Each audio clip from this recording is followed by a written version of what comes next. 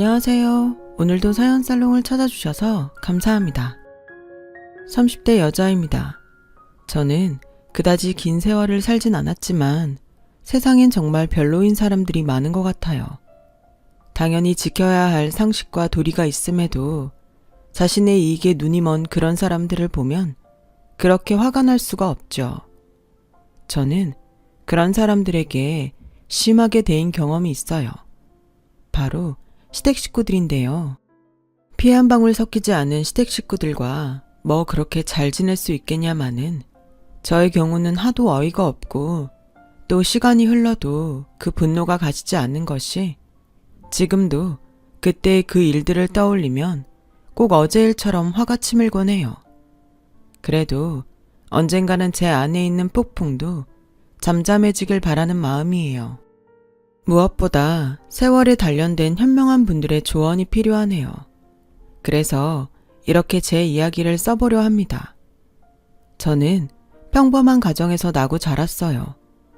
크게 내세울 건 없지만 그렇다고 남들보다 심하게 처지는 부분도 없는 그런 집이었죠. 지금도 어린 시절을 떠올리면 입가에 미소가 번질 만큼 저희 집은 웃음이 만발하는 화목한 집이었어요. 부모님은 두 분 다 가정적인 분이셨고 늘 언제나 서로가 서로를 배려해서 그걸 보고 자란 저는 돈과 상관없이 무척이나 행복하고 안락한 생활을 했던 것 같아요. 그래서 아무것도 모르던 어린 시절엔 걱정 없는 우리 집이 남들보다 잘 산다고 생각했고 나중에 뭘 좀 아는 나이가 되어서 그제야 우리 집이 경제적으로 크게 여유가 없다는 것을 알게 되었어요. 그동안 부모님에게 받은 사랑이 충만해서인지 그런 것들이 저에겐 별로 영향을 주지 않더라고요. 그때부터 알았던 것 같아요. 행복은 꼭 돈이 많아야 하는 것이 아니라는 것을요. 그래서 저는 자연스럽게 남들에게 보여지는 행복보다는 제가 진짜 행복할 수 있는 것이 뭔지를 고민하게 되었고 대학 진학과 진로를 고민하던 저는 그 고민 끝에 대학을 가지 않기로 했어요. 지금도 대학에 가지 않았다고 하면 조금의 이상한 시선을 느끼곤 하는데요.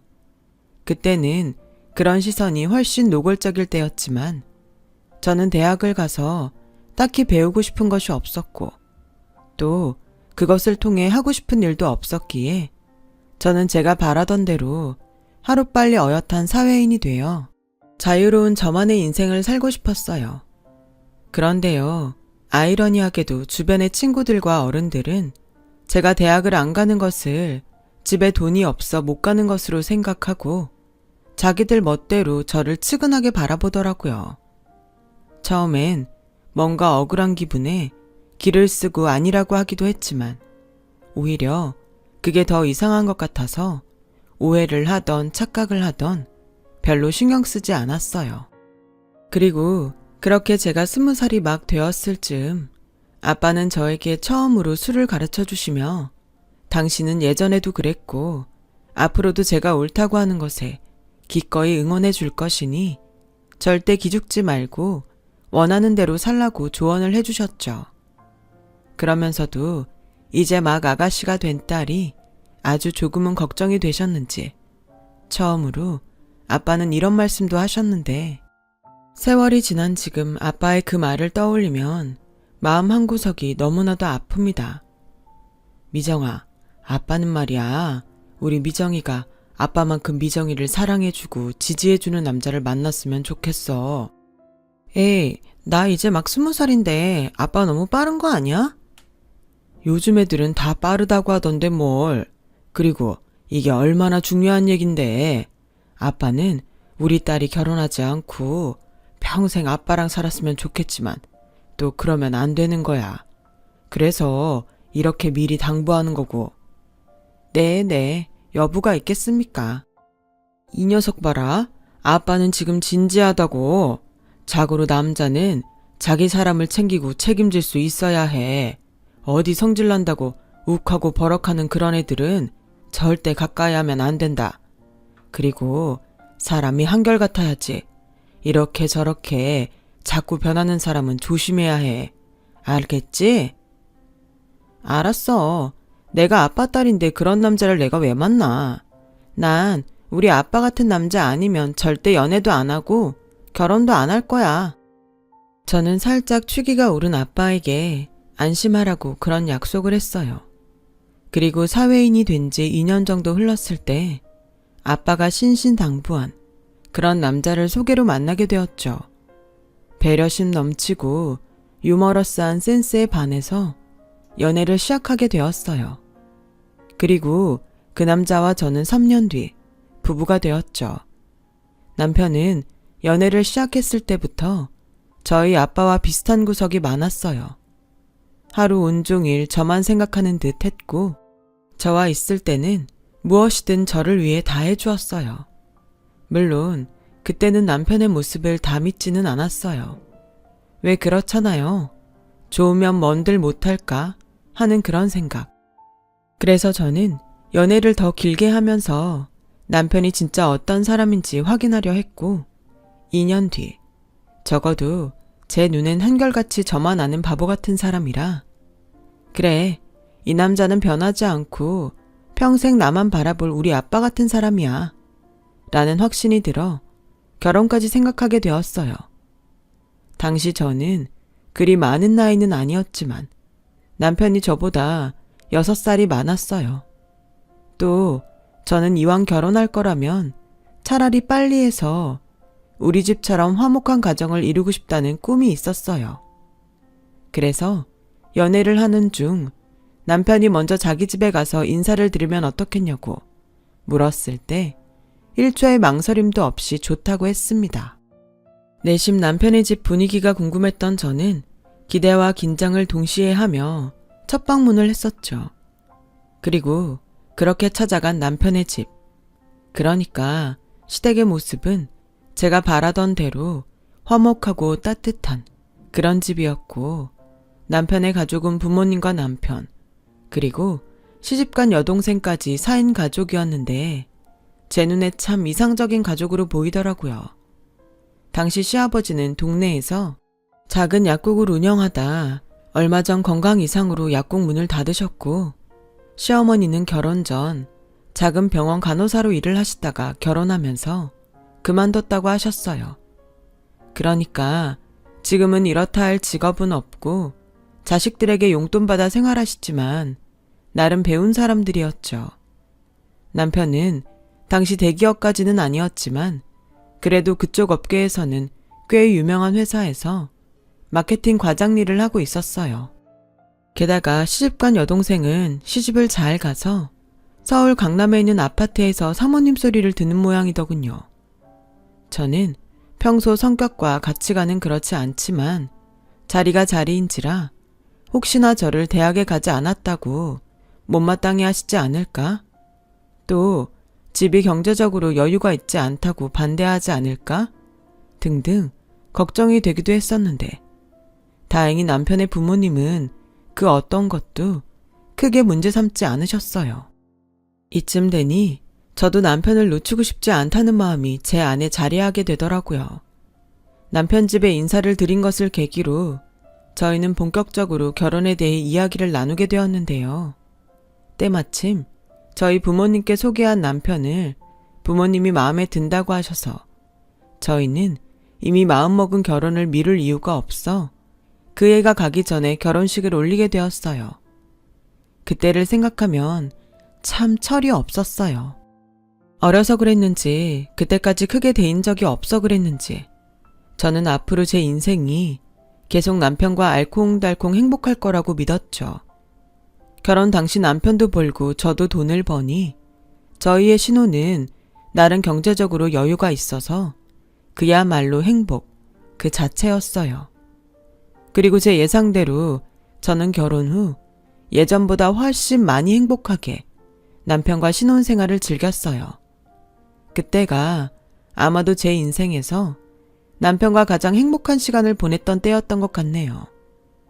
주말이면 매일 데이트를 했고, 평일에도 이젠 헤어질 걱정이 없으니까 퇴근 후 함께 TV나 영화를 보며 깔깔거리며 맥주캔을 기울이는데 아, 이게 내가 바라던 결혼이었지 라는 생각이 절로 들었으니까요. 그래서 주변에서는 저에게 남편이 엄청 잘해주나 보네. 얼굴이 아주 활짝 폈네 폈어. 라며 장난치듯 부러워하기도 했으니까요. 저는 그런 말에 괜히 어깨가 으쓱하곤 했었죠. 이렇게 행복하고 남편과 사이가 좋으니 아이도 금방 찾아왔어요. 내심 신혼생활을 더 즐기다 가졌으면 좋았을 텐데 하는 마음도 있었지만 제 임신 사실에 날아갈 듯 좋아하는 남편을 보니 그런 마음이 싹 사라지더라고요. 남편은 원래도 저에게 잘하는 사람이었는데 이제 뱃속에 아이까지 있으니까 완전 팔불출의 애처가가 되어서 저를 꼼짝도 하지 못하게 했어요. 그리고 시댁에서도 집에서 하는 것처럼 똑같이 저를 꼼짝도 못하게 하는데 시댁 식구들 앞이라 그런지 제가 더 민망하더라고요. 자기는 가만히 있어. 그냥 말만 해. 내가 다 할게. 아이고, 아주 머슴이 다 됐네. 그렇게 좋아? 그럼 엄마는 안 좋아? 손주가 생겼는데? 좋아. 근데 네가 이러니까 좋다가도 그 마음이 쏙 들어간다. 네 아버지는 니들 가졌을 때 너처럼 안 했어. 그러니까 너도 좀 작작해. 에이, 나도 좋으니까 그렇지. 오빠, 조심해. 괜히 오빠가 그러면 새언니 엄마한테 구박받는다. 야, 말이 되는 소리를 해. 너는 예지 가졌을 때 매제가 안 그랬어? 시끄러워. 밥이나 먹자. 아, 우리 임산부는 입덧이 심해서 못 먹나? 아니요, 괜찮아요. 뱃속에 애가 순한지 입덧은 아직 없어요. 그래? 걔가 우리 아들 닮았나 보다. 우리 아들도 뱃속에서부터 그렇게 순했는데. 그래, 닮으려면 지 아빠를 닮는 게 낫지. 그때부터 약간 좀 이상하긴 했어요. 그렇지만 제가 그런 것들을 별로 대수롭지 않게 넘겼다는 것이 문제였던 것 같아요. 그 일을 시작으로 조금씩 저의 꿈 같은 행복은 금이 가기 시작했거든요. 전혀 생각하지 못했던 일이 벌어지고 말았어요. 뭐? 유산? 너는 네 몸을 어떻게 관리했길래 애를 흘려? 그게요. 엄마 놀란 거 아는데 이 사람도 지금 많이 힘들어. 그러니까 다음에 해요. 저는 꿈에도 생각지 않았던 유산을 했어요. 병원에서는 제가 스트레스가 심하고 일이 많아 태아에게 영향을 준 것 같다고 유산의 이유를 설명했는데 사실 납득은 잘 되지 않았어요. 하지만 유산의 이유를 알게 된 시부모님은 당장 저에게 회사를 그만두라고 성화를 부리셨죠. 시간이 조금 지나자 남편도 은근 제가 일을 그만뒀으면 좋겠다고 하더라고요. 그러자 남편까지 바라는데 왜 직장을 그만두지 않느냐며 시어머니는 저에게 화를 내셨고 저는 점점 심적으로 힘들었어요. 얘, 뭐 얼마나 대단한 직장이라고 고집을 부리니? 그러게 누가 뱃속에 애를 그렇게 흘리래? 나는 2번 다시 그런 거 용납 못한다. 아니, 우리 아들이 돈을 못 버는 것도 아니잖아. 더 이상 긴말할 필요 없다. 당장 회사 그만둬. 알겠니? 다른 여자애들은 그렇게 시집만 가면 회사 그만 못 떠서 한다리라는데 너는 진짜 특이해. 누가 보면 수억은 버는 줄 알겠어. 시어머니는 이렇듯 제가 유산을 하고도 계속 직장에 다니는 것을 참 싫어하셨어요. 저 역시 유산의 원인이 제가 일을 하는 것이라면 식구들 말대로 제가 회사를 그만둬야 되는 것이 아닐까 고민이 많았는데 주변 선배와 동료들은 그런 고민을 하는 저에게 미정씨, 회사 절대 그만두지 마. 나중에 괜히 남편이랑 시댁 식구들한테 험한 꼴 당할 수 있어. 지금은 아닐 것 같아도 나중에 괜히 돈도 못 벌면서 자기네들 말 안 듣는다고 얼마나 고깝게 구는데. 그래서 나도 다시 회사 다니는 거잖아. 라고 말렸고 저는 이만저만 고민이 아니었죠. 하지만 왜 그때는 내 남편과 우리 시댁은 그럴 사람들이 아니라고 생각했는지 저는 저를 위해 조언을 해주는 회사 선배와 동료들의 말에도 불구하고 사직서를 제출했어요. 무엇보다 다시 아이를 갖는다면 그 아이만큼은 꼭 지키고 싶다는 생각에 저는 제 선택을 믿었어요. 그래서 저는 그 후에 집에서 살림을 하기 시작하게 되었어요. 그동안 맞벌이라 조금 소홀히 했던 살림이었는데 이것도 나름 보람있고 새로운 경험이라 그런지 나쁘지 않더라고요. 하지만 그건 지금 돌이켜보면 가장 멍청한 선택이었어요. 제가 직장을 그만두고 살림을 하기 시작하니 시어머니와 시누이는 걸핏하면 저를 부르거나 저희 집에 무작정 들이닥쳤고 말로는 우리 집 여자끼리 라며 목욕을 가자는 둥 뭘 만들어 먹자는 둥 하며 교묘하게 제게만 일을 시키더군요. 제가 바보도 아니고 점점 이게 아닌데 싶은 생각이 들었어요. 처음엔 제가 직장도 그만뒀고 이제사 저와 가까이 지내려 그러시나 하는 생각에 기꺼이 장단을 맞춰드렸지만 언젠가부터 밖에서 점심을 먹으면 시어머니와 시누이는 당연히 제가 계산을 하는 걸로 알았어요. 저도 사람이라 슬슬 기분이 나쁘기 시작했죠. 시어머니는 거기서 한술 더 떠서 저에게 일주일에 한두 번은 꼭 홈쇼핑에 나온 물건들을 주문해달라고 전화를 하셨는데요. 그것에 대한 값 역시 한 번을 주시지 않으셨어요. 처음엔 남도 아니고 가족인데 돈 가지고 째째하게 구는 것 같아 말을 하려다가도 참았는데 점점 고마워하기는커녕 뻔뻔하게도 그 태도에 저도 더는 못하겠더라고요. 그래서 혼자 어떻게 하면 자연스럽게 시어머니와 거리를 유지할 수 있을까 고민을 하는데 설상가상으로 회사 일로 바빠진 남편은 그런 고민을 하는 제 팔자가 늘어져 보였는지 예전과 다르게 점점 저를 막대하기 시작했어요. 그리고 그 남편의 마음이 조금씩 변하고 있다는 것을 몰랐던 저는 다음에 돌아오는 연휴에 여느 때처럼 여행을 다녀오자고 말을 했는데 남편의 대답은 저를 황당하게 했어요. 내가 자기처럼 한가한 줄 알아? 요즘 나 바쁘기도 하지만 머릿속에 회사 일로 정신이 하나도 없어. 자기는 맨날 집에서 편하게 있으니까 노는 날이면 나 끌고 나가서 어디 놀러 나가고 싶은 모양인데 밖에서 일하는 나 좀 배려해주라. 응? 아니 나보고 회사 그만두라고 성화 부릴 땐 언제고 인제 와서 그렇게 말해. 내가 뭘. 그리고 그건 당신이 유산하는 바람에 그렇게 된 거잖아. 다른 여자들은 회사 야근하면서도 애만 잘 낳던데 누가 그렇게 애를 유산을 하래. 저는 순식간에 망치로 머리를 한 대 얻어맞은 듯 멍했어요. 결혼하고 달라지는 남편이 많다는 소리를 듣기는 했지만 이게 제 일이 될 거라고는 생각도 못했거든요. 그제사 회사를 그만둔 것을 후회했어요.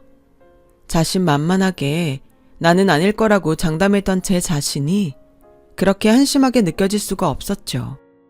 그래서 그 후로 임신은 다음 문제고 다시 재취업을 해야겠다고 생각했어요. 이대로는 결코 예전처럼 결혼 생활을 할 수 없을 것 같았거든요. 하지만 제 사정이 그러든지 말든지 시어머니는 예전처럼 저를 봉으로 생각하시더군요. 그런 시어머니를 더는 받아줄 수가 없어서 전화는 물론이고 어지간해서는 낮에 집에 있지도 않았는데 몇 번 저희 집에 와서 허탕을 치셨는지 시어머니는 남편이 있는 저녁 시간에 화가 잔뜩 나서 저희 집에 쳐들어오셨어요. 다짜고짜 저에게 삿대질을 하시며 큰 소리를 치시는데 어찌나 어이가 없던지 정말 말이 다 안 나오더라고요. 야, 넌 출가 왜이니? 어딜 그렇게 온종일 싸돌아다녀? 전화도 안 받고? 너, 나 일부러 피하냐? 그럴 리가요. 요즘 계속 집에만 있어서 안 되겠다 싶어서 재취업하려고 바빴어요. 허, 웃기고 있네. 대학도 안 나온 유부녀가 무슨 재취업을 해? 어디 너 같은 고졸을 쓰겠다는 회사가 있을 것 같니? 너도 참 네 주제를 모른다. 어머니, 말씀이 좀 지나치신 것 같은데요. 누가? 내가? 예, 말이 나왔으니 하는 말인데 네가 내세울 게 뭐 하나라도 있니? 애도 간수를 못해서 유산이나 하고 집에서 쉬게 하면 애라도 잘 낳을까 했더니 왜 애는 안 생기는데? 누구 골탕 먹이냐? 어머니, 엄마, 나 피곤해. 왜 화가 나셨는지는 모르겠는데 낮에 해요. 이 사람 낮에 집에 있잖아. 아들, 미안해. 근데 얘가 이 엄마를 우습게 하는 걸 어쩌니? 낮에 내가 찾아올까봐 집에 붙어있지를 않아. 그리고 내 전화는 받지도 않고. 자기 정말이야? 하도 자기가 집에서 노는 사람 취급하길래 재취업하려고 바빴다고 계속 말했잖아. 내가 말할 때 어디 갔다 왔니? 어머? 너는 남편한테 말버릇이 그게 뭐야? 세상에, 못 배웠어도 그렇지. 어머니, 계속 이런 식으로 저 건드리면 저도 안 참아요. 어머님 아들만 귀한 거 아니에요. 저도 저희 집에선 귀한 딸이라고요. 그래서 그런 귀한 딸 대학도 못 보내줬냐? 제가 안 간 거예요. 아, 그러셔? 꼴에 자존심은 있어서? 아들, 엄마는 다른 뜻은 없었어. 그냥 얘 집에서 심심할까봐 데리고 다니면서 잘 해주려고 했을 뿐이야. 그런데 얘는 이 엄마가 싫은가 보다. 지금도 네 처가 나한테 하는 것 좀 봐라. 나이 어린 제가 이런 표현을 쓰는 것이 맞는 건지 모르겠지만 저는 그때 시어머니가 참 여우 같다고 생각했어요. 당신도 찔렸는지 저한테 계속 돈 쓰게 했다는 말은 결국 남편에게는 하지 않으면서 그렇게 우는 소리를 하는데 제 머릿속엔 늙은 여우라는 네 글자만 생각나더라고요. 그래서 그날 저녁 저는 남편에게 그동안 있었던 일을 말했어요. 그러자 남편은 한숨을 푹 쉬더니 그 돈이 뭐 얼마나 되냐며 저에게 핀잔을 줬고 저는 억울한 마음에 돈도 돈이지만 이용당하는 것이 싫어서 그런 거라고 몇 번을 말했는데도 팔은 안으로 굽는다고 남편은 제가 하는 말을 믿지 않았어요. 우리 엄마 그런 사람 아니야. 그런 사람이었으면 결혼 전에 애당초 당신 대학도 못 나오고 처갓집 별 볼 일 없다고 우리 결혼 반대하셨겠지. 뭐라고? 그렇잖아. 솔직히 나도 자기 한 사람만 보고 결혼했지만 우리가 레벨이 맞지는 않잖아. 레벨? 사람 사는 게 무슨 게임이니? 그리고 이런 말 하는 거 나도 싫은데 그렇게 따지면 나도 할 말이 없는 거 아니야. 막말로 당신 부모님 벌이도 없는 백수시잖아. 지금도 아가씨랑 우리한테 용돈 받아서 생활하시는데 오히려 우리 집에서 반대해야 맞는 거 아니야? 뭐? 자기 지금 말 다 했어? 여태 우리 집을 그렇게 생각한 거야? 정말 실망이다. 나도 실망이야. 요즘 자기가 얼마나 많이 변한 줄 알아? 내가 오죽하면 재취업을 하겠다고 이러겠냐고. 아, 됐어. 피곤해. 알았으니까 자기 마음대로 해. 됐지? 남편은 그렇게 말하고 안방이 아닌 작은 방에 들어가 잠을 잤어요. 그 후 저와 남편은 한동안 각방을 썼는데요. 둘 다 먼저 굽힐 생각이 없다 보니 각방을 쓰는 기간은 점점 늘어가기만 했었죠. 그러다 제가 자격증을 몇 개를 취득하고 재취업에 성공하고 한 달이 되지 않았을 무렵 난데없이 시어머니에게 연락이 오더군요. 무슨 큰일이라도 난 듯 시어머니는 당장 의논할 일이 있다고 다짜고짜 집으로 오라고 성화를 부리셨는데 제가 퇴근을 하고 시댁에 가보니까 말하지 않아도 대충 어떤 상황인지 알 것 같았어요. 제 눈에 시누이의 짐으로 보이는 많은 가방과 3살인 시누이의 딸인 조카가 보였거든요. 딱 봐도 집을 나온 것 같았어요. 그리고 아닌 게 아니라 제 예상은 틀리지 않았어요. 내가 정말 살다 이런 억울함은 처음이야. 지가 돈 좀 있으면 다야? 어떻게 처자식을 내쫓고 이혼을 하재? 엄마, 나 정말 이대로 이혼당하는 거야? 나 어떡해. 나 이제 애랑 어떻게 살아. 그러게 이년아, 착착했어야지. 내가 너 돈 가지고 장난하지 말라고 했지? 주식도 도박이라고 내가 했어, 안 했어? 아, 누가 무식하게 주식을 도박이라고 해. 하도 예지 아빠가 나 백수라고 무시하니까 큰돈 좀 벌어보려고 했지. 이거 사. 네가 무슨 능력으로 큰 돈을 벌어. 네가 주식으로 큰 돈을 벌면 개나 소나 다 벌겠다. 엄마는 새언니도 있는데 무슨 말을 그렇게 해. 쪽팔린 건 아냐? 으이그. 얘, 싫으나 좋으나 상황은 이렇게 됐고, 얘는 뭐 빈털터리로 몸만 탈랑 쫓겨나서 이번 달부터 네가 좀 우리한테 신경을 좀 써줘야겠다. 무슨 신경을요? 언니, 사태 파악이 안 돼요? 아니면 알면서도 모른 척하는 건가? 너 다시 직장 다니잖아. 원래 주던 돈에 딱 50만 원만 더 줘라. 어머니, 그럼 제가 한 달에 150이나 드리는 건데요. 그럼 어쩌니? 우리 셋 다 돈 나올 구멍이 없는데 생각해봐라. 150도 부족하지 않겠니? 부족하면 벌어야죠. 아가씨 전처럼 다시 일하세요. 상황은 알겠는데 애도 있으면서 그렇게 가만히 있을 순 없잖아요. 어머, 언니 지금 불난집에 부채질해요? 지금 이혼하게 생긴 저한테 돈을 벌라고요? 미친 거 아냐? 그래, 얘. 너도 사태 파악을 좀 해라. 얘가 지금 어디 가서 돈 벌게 생겼냐? 그리고 너도 집에서 판판히 놀면서 내 아들 돈으로 편하게 있었잖아. 그거 우리한테 베푼다고 생각해. 저는 시어머니의 논리가 웃기지도 않아 헛웃음이 났어요. 그래서 그날 야근을 하고 돌아온 남편을 붙들고 시댁에서 있었던 일을 모두 이야기했는데 남편은 또 다시 질린 듯한 얼굴을 하더니 아무 말도 하지 않고 작은 방으로 들어갔어요. 그래서 저도 자기 집 일이니까 자기가 알아서 하라고 했고 한동안은 시댁에서 걸어오는 전화를 모두 피했습니다. 그러던 중 저에게 또다시 믿을 수 없는 일이 벌어졌어요. 미정아, 어떡하니? 네 아빠가 뺑소니 사고를 당했는데 의식이 돌아오지 않는데. 저희 엄마는 차마 입 밖에 나오지 않는 말을 할 수가 없어서 몇 번이고 말을 하다 멈추고 했고 저는 믿을 수 없는 사실에 힘이 풀려 손에 들고 있던 핸드폰을 툭 떨어뜨리고 말았어요. 그리고 그 길로 미친 듯이 뛰어 아빠가 있다는 병원으로 향했는데 제가 병원에 도착했을 때 아빠는 그렇게 허망하게 세상을 떠나신 후였어요.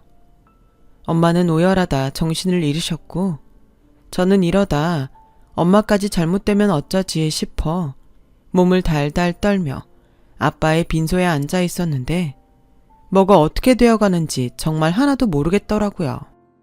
그렇게 정신이 없는 가운데 그래도 남편이 있어 다행히 아빠의 장례를 무사히 치를 수 있었는데 아빠의 죽음으로 전혀 정신을 차릴 수 없었던 저와 엄마에게 남편은 아빠의 사망보험금과 피해보상금에 대한 이야기를 꺼냈어요. 장모님, 힘드시겠지만 장모님이 배우자시니 장모님이 하셔야 해요. 다행히 뺑소니범은 잡았고 그에 따른 피해보상금도 받으셔야 하니 지금은 슬퍼하시기보다 정신 꽉 붙들고 어떻게든 더 받기 위해서 장모님이 강하게 나가셔야 해요. 그래, 근데 그 돈이 다 무슨 소용인가. 내 남편이 지금 여기 없는데. 그러니까요. 장인어른도 안 계신데 돈이라도 더 챙기셔야죠. 저는 그때 남편이라도 있어서 다행이라고 생각했어요. 하지만 얼마 지나지 않아 남편에겐 딴 생각이 있었다는 것을 알게 되었죠. 저는 그때부터는 남편에 대한 그 어떤 애정도 사라져 없어졌어요. 글쎄 제 남편은 자기가 중간에서 합의금과 보험금 수령에 도움을 주면 저희 엄마가 다만 얼마라도 떼서 줄 거라고 이미 계산을 하고 있었더라고요. 그리고 그걸 시댁 식구들에게 자랑처럼 떠들었고 남편의 말에 또 기대를 한 바가지 한 시어머니와 시누이는 아직 슬픔 속에서 어떻게 해야 할지 모르는 저에게 이런 헛소리를 했어요. 예, 죽은 네 아버지 일은 안 됐지만 산 사람은 살아야지. 그래도 너는 내 아들 덕에 합의금도 제법 많이 챙겼다면서. 그래서 하는 소린데 너 네 엄마한테 말해서 합의금이랑 보험금 나온 것 중에서 딱 3억만 우리 줘라. 뭐라고요? 내 아들 아니었음. 날아갈 돈이 얼마였니? 그러니 중간에서 수고한 우리 아들 몫이다 생각하고 3억만 달라고. 언제까지 얘도 이혼당하고 놀고만 있을 수는 없고 그래도 사모님 소리 듣던 앤데 가게라도 하나 해야 되지 않겠니? 무슨 가게를 하는데 그렇게 큰 돈이 필요해요. 그리고 지금 우리 아빠 목숨값으로 시누이 장사하는데 보태라고요? 장사라니? 언니, 말이 좀 그렇다. 이왕 말 나온 김에 말하자면 내가 카페를 봐둔 게 있어요. 거기 목도 좋고 장사도 엄청 잘 되는데 주인이 이번에 내놓는다고 해서 그거 인수하려고 그래요. 인테리어도 이미 다 되어 있고 문 닫을 것도 없이 바로 이어서 하면 되니까 돈도 바로 벌 수 있고. 그렇다 보니까 돈이 좀 많이 필요하네, 언니. 우리 가족이잖아요. 내가 나중에 돈 많이 벌면 이 은혜 잊지 않을게요. 네? 됐어요. 저희 엄마한테 그 소리 절대 못해요. 뭐? 너는 애가 참 그렇다. 그럼 중간에서 혼자 했은 내 아들은 뭐가 되니? 혹시 그 돈 너랑 니네 엄마가 꿀꺽 하려고 그러는 거 아니야? 그만하세요. 저는 지금 부모를 잃었다고요. 정말 너무하세요. 지금 저한테 그런 얘기가 하고 싶으세요? 아무리 돈에 눈이 멀었어도 그렇지 어쩌면 그러세요? 야, 너 지금 말 다 했어? 우리가 오죽급 하면 이러겠니? 됐다. 너는 말이 안 통하니 내 사부인이랑 직접 말아마. 그러기만 하세요. 저 그랬다가는 절대 안 참아요. 어머님 아들이랑 이혼할 테니까 그렇게 아세요. 네가 그렇게 말하면 내가 겁낼 줄 아니? 어디서 협박이야? 정이야, 가자. 엄마, 나 가게 계약한다고 했어. 한시가 급해. 엄마만 믿어. 다 수가 있다. 시어머니는 저를 죽일 듯 노려보고 그렇게 시누이와 나가셨어요. 그리고 저는 남편에게 시어머니와 시누이가 다녀간 사실을 이야기했고 남편은 이미 다 아는 듯 저에게 이렇게 말했죠. 물론 당신 기분 이해해. 근데 우리 엄마랑 정희 입장도 좀 봐줘. 걔도 아직 앞날이 구말리잖아. 그래도 일할 생각으로 그러는 건데 돈이 없으면 몰라도 도울 수 있으면 돕는 게 맞는 거 아니야? 돈? 돈이 있어? 그 돈이 어떤 돈인데? 전에도 말했지만 자기가 그 돈 욕심내지 않는다고 해서 돌아가신 장인어른이 돌아오시진 않아. 사람이 현명해야지. 아, 그래? 그럼 나중에 나도 당신 죽고 나면 당신은 이미 없으니까 돈이라도 더 많이 챙기자고 생각하면 되는 거야? 산 사람은 그 돈으로 잘 먹고 잘 살아야 하니까 그렇게 생각하면 되는 거라는 거지? 내가 이러니까 요즘 자기랑 말하기가 싫어. 아주 답답해 죽겠다. 좋아. 내가 다 포기할 테니까 두 사람 정신 놓고 있을 때 장례 치르고 중간에서 보험금이랑 합의금 받을 때 수고한 목 제대로 계산해서 줘. 그럼 나도 앞으로 돈에 대해서 일절 아무 말 안 할게. 당신 몫을 달라고? 난 그 돈에 아무런 미련도 없어. 그 돈을 받는다면 그건 다 아빠 없이 지내야 하는 엄마 몫이겠지. 그러니까 당신도 당신 식구들도 제발 내 앞에서 그 입 닥쳐주라. 저는 그렇게 말하고 방에 가서 짐을 쌌어요. 남편과 싸워서 그런 것도 있었지만 혼자 있을 친정엄마 걱정에 애당초 그럴 생각이었거든요. 그런데 남편은 그런 저를 가지 못하게 막아섰고 급기야 안방 문을 잠가 저를 나가지 못하게 하는데 저도 이대로는 물러설 수 없어서 경찰에 신고를 했어요. 그렇게 출동한 경찰에 의해 저는 집을 나올 수 있었죠. 남편도 모든 정황을 이야기하는 것이 쪽팔렸는지 나가겠다는 저를 잡지 못했죠. 저는 그 길로 친정집으로 갔어요. 그렇게 한 달 넘게 친정엄마와 생활하며 나름 조금씩 안정을 찾아갔는데 친정엄마가 저에게 돈이 든 통장을 건네시며 이렇게 말씀하셨어요. 엄마가 생각을 많이 했는데 이 돈은 아무래도 네가 갖는 게 맞는 것 같아. 우리 둘 다 정신 없을 때 서서방이 고생 많이 한 건 맞잖아. 네 아빠는 무엇이든 너한테 선택하라고 하겠지만 엄마는 그래도 우리 딸이 남편 그늘에서 남편 의지하고 사랑받고 살았으면 좋겠어. 저는 엄마에게 미안하다고 대답했어요. 이미 금이 갈 대로 간 저희 부부가 엄마의 바람대로 살 수는 없었으니까요. 그런데 합의 이혼을 하기 위해 법원에서 만난 남편은 예전의 모습과는 조금 달라져 있었어요. 그러니까 예전 사이가 좋았던 그때의 그 남편의 모습으로 저를 대해주면서 자기는 이혼을 하고 싶지 않다고 저에게 용서를 빌었어요. 그리고 더 이상 시어머니와 시누이에게는 더는 시달리지 않게 하겠다고 약속을 하는데 절대 흔들리지 않을 것 같았던 마음이 흔들리더군요. 그래서 이혼 서류에 도장까지 다 찍고 마지막으로 기회를 한 번 더 주겠다고 했어요.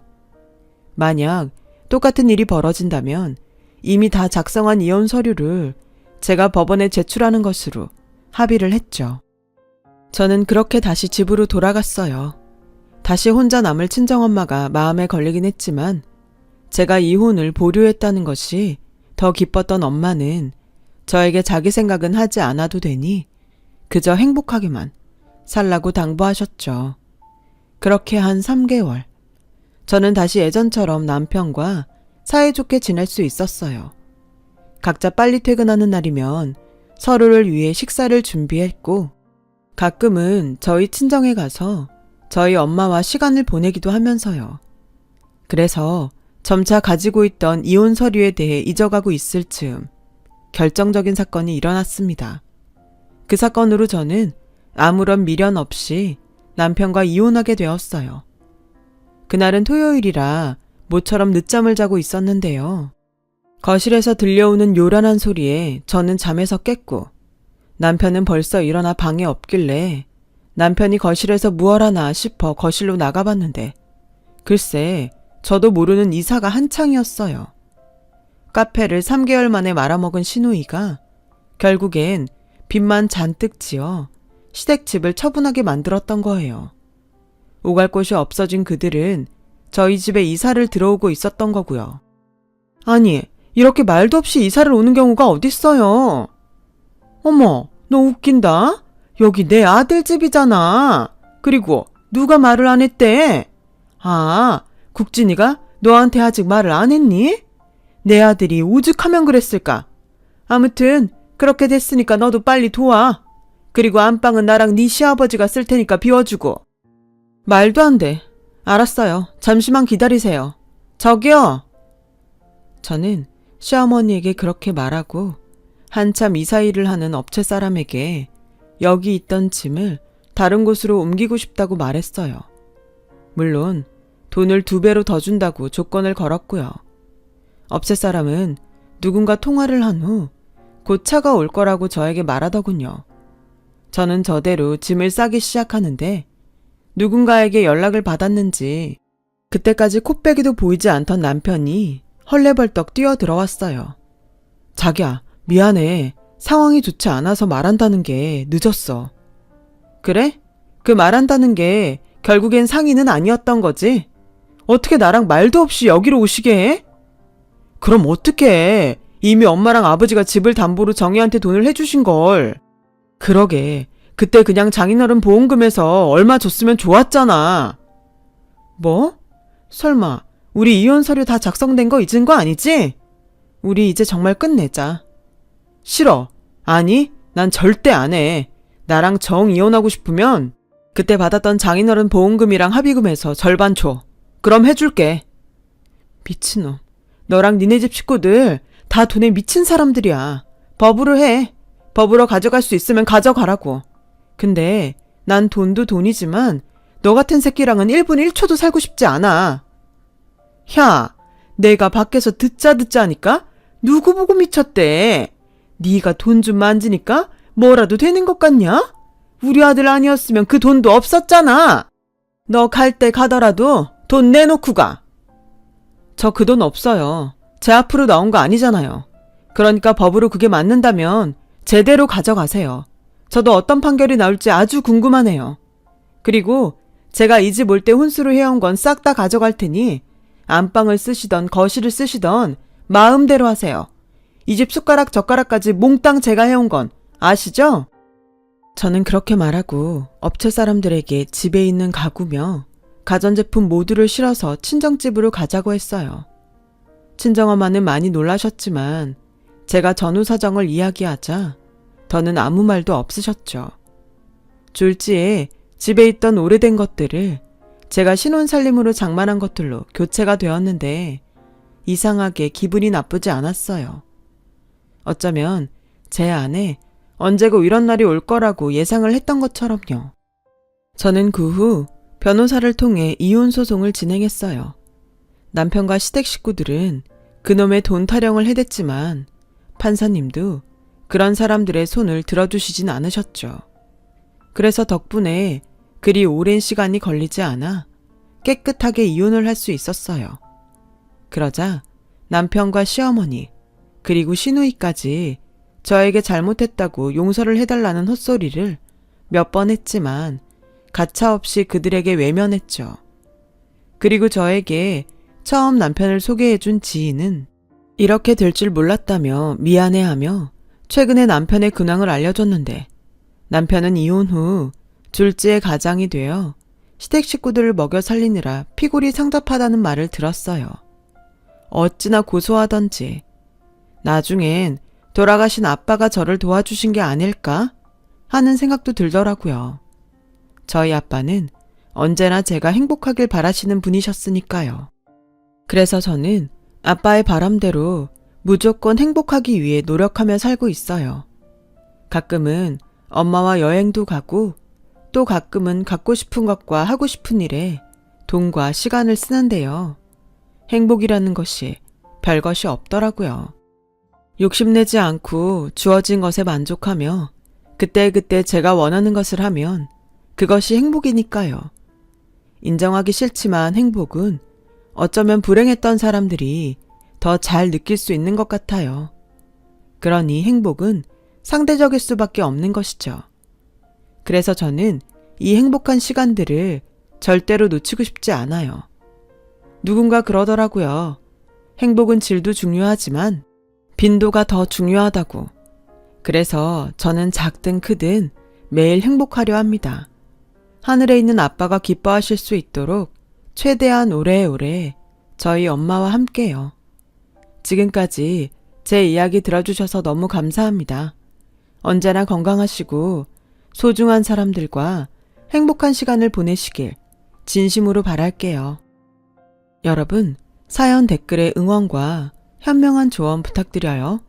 좋아요와 구독은 저에게 큰 힘이 됩니다. 오늘도 좋은 일 가득하세요.